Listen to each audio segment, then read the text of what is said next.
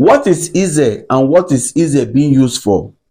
ISEE is a document that indicates your financial situation, your financial level of an individual or a family. How much does this family worth and how much does this other family worth? So your family could worth 10,000 while this other family worth 5,000. So that tomorrow when government want to roll out financial assistance, they can say, okay, this assistance is going for people that have ISEE of about 10,000 below. Then you will be able to know if you fall into that category. It is a document that is being used to know the financial situation of individuals, so that when help is coming, they will know who will be qualified for that help or not. Now, is it compulsory for you to do this particular ISEE? No, it is not compulsory. It is not mandatory, but it is optional.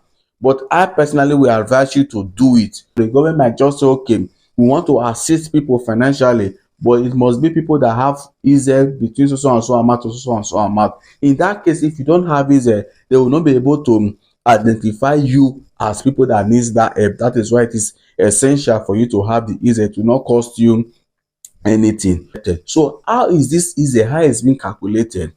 ISEE is being calculated this way. Your total income you received, that is your heredity, could be your code from January to December as an individual. But if you are doing it as a family, your total income, the total income of your wife, the total income of your children, or anybody in that start of the family, like in your family status, will come with their heredity. They will keep it one place, plus 20% of your movable assets and your non-movable assets. Movable asset is the total amount you have in your account. They will take 20% of it, they will keep in one place. The car you are driving, 20% of the worth of that car, they will keep it in one place. Do you have stock? Do you have shares? Do you have investment? 20% of those investments will be kept in one place. Then for the non-movable asset, like your house, the 20% of the total cost of that house will be kept in one place, plus the first income that you received, which is your code. They will add everything together. Then they will not divide it by the number of people in your family.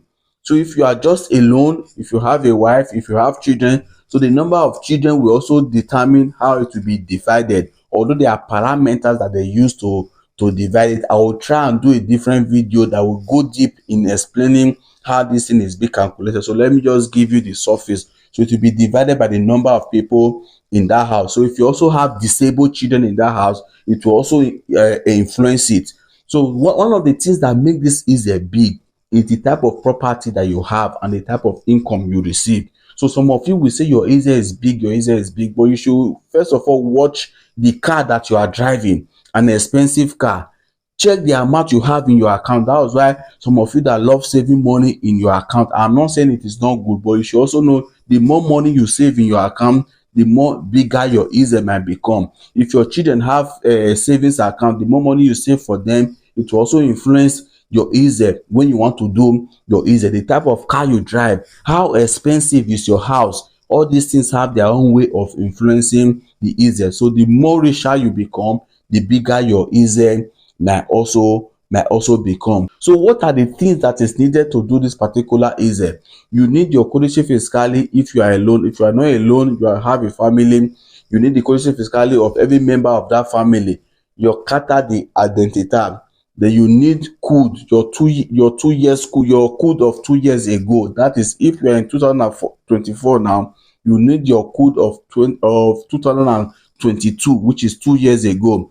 Or you can also use your certificate renter you did last year to also apply for this particular code. Then you need what we call giacenza media. It is a type of document that is attached to your conto corrente, your account. So you go to your bank, or if you can also use your app, your bank app, to print it, no problem. But you can go to your bank and tell them to give you the giacenza media document for all the accounts you have, whether it is post office, it is any of the bank. You make sure you get up. Then if any member of your family also have an account, whether your children have, you will also go and print the giacenza media from all the accounts that you have in that nuclear familiar. Then you need your stato de familia.